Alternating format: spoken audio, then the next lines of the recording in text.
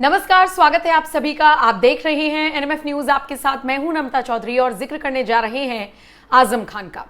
आजम खान राजनीति का पुराना चावल है। वो अलग बात है कि पिछले लंबे वक्त से वो जेल की सलाखों के पीछे थे, लेकिन अब जब बाहर आए हैं तो जो काम उन्हें बहुत अच्छे से आता है, चर्चा में बने रहना, वो एक बार फिर से सुर्खियों में आ गई है। कई जगह इंटरव्यूज दे चुके हैं, तो वो जो बयान वहां पर दे रही हैं, जो सवालों के जवाब दे रही हैं, वो लोगों को सोचने पर मजबूर कर रही हैं कि अब वाले आजम खान और पिछले वाले आजम खान में कितना डिफरेंस है। क्योंकि अगर आप अब वाले आजम खान को सुनेंगे तो वो थोड़े से सौम्य हो गए हैं, नर्म हो गए हैं, अपनी गलतियों को दोहरा रहे हैं, कह रहे हैं कि मैं खुदगर्ज हो गया था। और इसी के साथ उन्होंने एक और बयान दिया जिसमें उन्होंने ये तक कह दिया कि मुझे ऐसा लगता है कि मुलायम सिंह यादव के जाने के बाद ही मुझे राजनीति छोड़ देनी चाहिए थी। आज आजम खान के इसी बयान पर चर्चा करेंगे, समझने की कोशिश करेंगे। मेरे साथ मेरे सहयोगी अभिषेक त्यागी मौजूद हैं। अभिषेक, मुलायम के जाने के बाद तुरंत राजनीति छोड़ देनी चाहिए थी, या प्रभु श्री राम का वो जिस तरीके से जिक्र कर रहे हैं, या मुलायम के दौर को याद करते हुए कह रहे हैं कि जिस चीज पर उंगली रख देता था उसी फैसले को वो मान लेते थे। नर्म पड़ रहे हैं, समझ में आ रहा है, लेकिन कुछ उलझे हुए नजर आ रहे हैं, जैसे खुश नहीं है, बंधे हुए हैं, खुलकर कुछ बोल नहीं पा रहे हैं। देखिए, बिल्कुल नम्रता, अगर मैं आजम खान की बात करूं तो मुझे दिलवाले का एक शेर याद आ रहा है कि हमें तो अपनों ने लूटा, गैरों में कहाँ दम था, अपनी कश्ती डूबी वहाँ जहाँ पानी कम था। अपनों ने लूटा मतलब आजम खान जो हैं वो अपनों के बीच अब फंस कर रह गए हैं। अगर आप आजम खान के करियर को पिछले 5 सालों में देखेंगे तो पिछले 5 सालों में आजम खान कहाँ थे और फिर कहाँ पहुँच चुके हैं। लगातार उनसे सवाल पूछे जा रहे हैं कि जब मुलायम सिंह यादव सरकार में थे, सत्ता में थे, तब आप कहाँ थे, आपकी सार चलती थी, आप विधायकों के टिकट कटवा देते थे। तो आजम खान ने एक बहुत बड़ी बात की, उन्होंने बोला कि था नहीं, मैं कटवाता नहीं था, मैं अभी भी हूँ, मैं जिंदा हूँ। आजम खान ने बहुत बड़ी बात को संकेत देने की कोशिश करी है, क्योंकि जो एक माना जा रहा था कि आजम खान के पर कतर दिए गए हैं, आजम खान अब कुछ नहीं रहे हैं, राजनीतिक वजूद खत्म हो चुका है, जो इस तरीके के चर्चाएं चल रही थी, आजम खान उन चर्चाओं को खत्म करके अपने, क्योंकि राजनीति के खिलाड़ी हैं, वो जानते हैं कि अगर इस तरीके का माहौल बढ़ गया कि आजम खान खत्म हो चुके हैं तो उनकी राजनीति खत्म हो जाएगी। वो इस बात को भली भांति जानते हैं। तो उन्होंने कहा कि मैं खत्म हुआ नहीं हूं, मैं अभी भी जिंदा हूं और मैं अभी भी वो उस तरीके के फैसले कर सकता हूं। तो जाहिर तौर पर आजम खान ये साफ तौर पर संकेत देना चाहते हैं, क्योंकि 2027 में चुनाव है, उससे पहले बहुत बड़ा उलटफेर के संकेत मिलने लगे हैं राजनीति में को लेकर। अगर मैं बात करूं आजम खान की खास तौर पर, तो ये बताना चाहते हैं सबसे पहली बात कि अखिलेश यादव को कि भाई साहब मैं अभी खत्म नहीं हुआ हूं, क्योंकि समाजवादी पार्टी के एक धड़े में इस तरीके की चर्चाएं हैं कि शायद आजम खान की अब समाजवादी पार्टी से नहीं बनेगी। उत्तर प्रदेश की राजनीति में इस तरीके की चर्चाएं भी चल रही हैं कि शायद आजम खान मायावती के साथ जा सकते हैं। हालांकि आजम खान ने इस बात को सिरे से नकार दिया है कि इस तरीके की जो बातें वो बचकाना हरकत है, मैं कहीं नहीं जा रहा हूं। लेकिन जो जिक्र आपने किया है मुलायम सिंह यादव की बात का, जाहिर तौर पर इससे आजम खान के दर्द का पता चलता है। इससे आजम खान के एक तरीके से अंदर जो कसक चल रहे हैं, जो दिल में एक तरीके से आग लगी हुई है उनको, क्योंकि आजम खान इस बात को जानते हैं अखिलेश यादव मुलायम सिंह के ही बेटे हैं। आजम खान इस बात को भी जानते हैं कि अखिलेश यादव उनसे मिलने नहीं गए। आजम खान इस बात को भी जानते हैं कि अखिलेश यादव उनको रिसीव करने नहीं गए। आजम खान इस बात को भी जानते हैं कि अखिलेश यादव की सरकार में उनके साथ कैसा हुआ है, एक तरीके से उनको नकार दिया गया है। आजम खान इस बात को भी जानते हैं कि मुलायम सिंह यादव की सरकार में उनकी कितनी तूती बोलती थी, जो वो बोल देते। एक वक्त तो ऐसा था कि आजम खान को दूसरे नंबर का नेता माना गया था मुलायम सिंह यादव की सरकार में, कि पहले मुलायम है, उसके बाद में आजम खान बैठते थे। आजम खान उस चीज को देख चुके हैं, वो सत्ता की उस सुख को भोग चुके हैं। और अब अगर इतने सीनियर लीडर को समाजवादी पार्टी से सिरे से नकार दिया जाए, उनको अखिलेश यादव उनसे जेल में मिलने ही ना जाए, उन्हें समाजवादी पार्टी का कोई बड़ा लीडर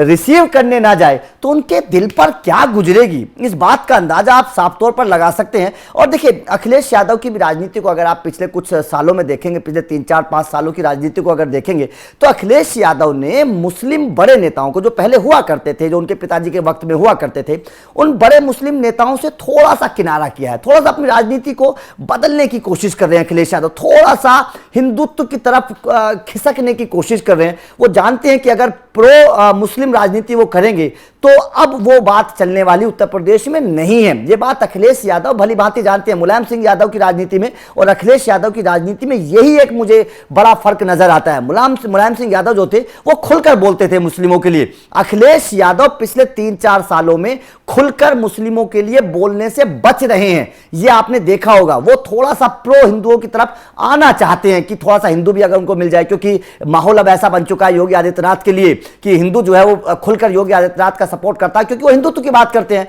और ये अखिलेश पर आरोप भी लगाए जाते हैं कि भाई साहब आप तो हिंदुओं की बात ही नहीं करते, हिंदू होकर। तो अखिलेश थोड़ा सा स्मर्थ संभल के बात कर रहे हैं। तो आजम खान जो है थोड़ा सा दिल में दर्द है, और उस दिल के दर्द को जब बयान आजम खान अब कर रहे हैं मीडिया के माध्यम से, तो साफ तौर पर समझ में आ रहा है कि अब उस तरीके की बात आजम खान की समाजवादी पार्टी में नहीं रहेगी। वो कद नहीं रहेगा, वो इज्जत नहीं रहेगी, वो शोहरत नहीं रहेगी जो हुआ करती थी। लेकिन आप कह रहे हैं कि वो अखिलेश यादव को ये मैसेज देने की कोशिश कर रहे हैं कि मैं अभी भी हूं। लेकिन मुझे ये भी समझना है कि आजम खान के राजनीतिक करियर के तौर पर अब क्या बचा है। ये मैं सवाल इसलिए पूछ रही हूं क्योंकि आजम खान से कभी आप ये उम्मीद कर सकते हैं कि वो प्रभु श्री राम का जिक्र करेंगे, वो मुगलों को गालियां देते हुए नजर आएंगे, या गालियां नहीं तो मतलब उनका विरोध करते हुए नजर आएंगे, या खुले तौर पर अखिलेश यादव को ही क्यों कहना कि वो हिंदू वोट को अपनी तरफ ला रहे हैं। नरम तो आजम खान भी पड़े हैं। वो बसपा में जाएंगे नहीं जाएंगे तो मुझे भी वैसे बहुत बचकानी बातें लगती हैं, क्योंकि आजम खान, बिल्कुल आपने सही कहा कि वो सुख भोग चुके हैं, वो दौर देख चुके हैं।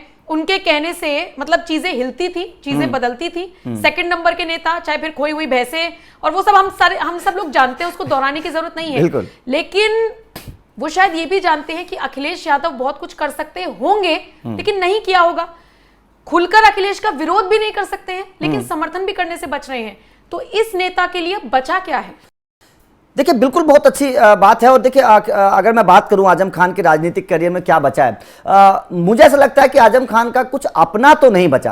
अपने बेटे के राजनीतिक करियर को संवारने के लिए वो जरूर कुछ कोशिश करेंगे, क्योंकि अब्दुल्ला जो है वो राजनीति में है। आजम खान इस बात को भली भांति जानते हैं, क्योंकि उनकी तो उम्र अब उस पड़ाव पर वो आ चुके हैं कि वो तो अब कुछ ज़्यादा नहीं कर पाएंगे। अगर वो चाहें कि वो बहुत बड़ा कुछ करेंगे, वो तो कुछ नहीं कर पाएंगे। हाँ, अपने बेटे के राजनीतिक वजूद को बचाने के लिए, क्योंकि बेटा आजम खान का बेटा अगर उसका राजनीतिक वजूद खत्म हो जाता है तो कहीं ना कहीं आजम खान को इसका बड़ा मलाल रहेगा कि मैं इतना बड़े कद का नेता रहा यूपी की सियासत में, मैंने इतना बड़ा कुछ किया और मेरे बेटे के राजनीतिक वजूद खत्म हो चुका है। तो अपने बेटे के राजनीतिक वजूद को बचाने के लिए सबसे पहली बात, और मुझे कुछ ऐसा लगता है, मुझे पर्सनल ऐसा लगता है, क्योंकि आजम खान वापस आए और आते ही वो जौहर यूनिवर्सिटी गए, और ये वही जौहर यूनिवर्सिटी है जिसको लेकर विवाद है। ये वही जौहर यूनिवर्सिटी है जिसने उनको जेल में पहुंचा दिया।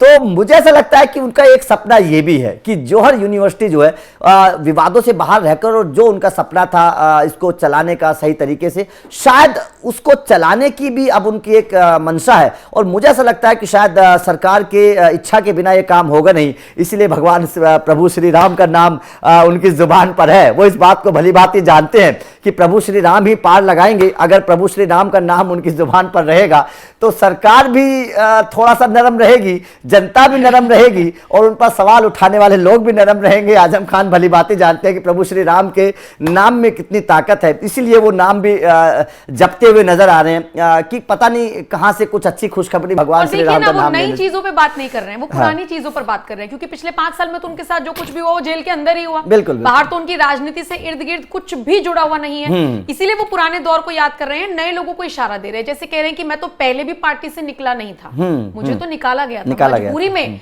मुलायम सिंह यादव ने निकाला था, बाद में पार्टी में प्यार से मुझे वापस ले लिया था। तो यानी ये भी मैसेज अखिलेश को देने की कोशिश हो रही है कि मैं कहीं नहीं जा रहा, चाहे कोई कितनी ही रणनीति अपना रहा हो। अब देखने वाली बात ये होगी कि मुलायम की राजनीति, बिल्कुल आपने सही कहा, अलग थी, अखिलेश यादव की राजनीति अलग है, लेकिन आजम खान के लिए ये दोनों दौर देखने के बाद अब वो अपने अंदर क्या बदलाव करेंगे, वो भी तब जब वो जेल से बाहर आ चुके हैं, ये देखने वाली बात होगी। फिलहाल शुक्रिया मेरे साथ जुड़ने के लिए। आप इस खबर पर क्या राय रखते हैं, आजम खान के बयान पर आपका क्या कुछ कहना है, कमेंट करके जरूर बताइएगा।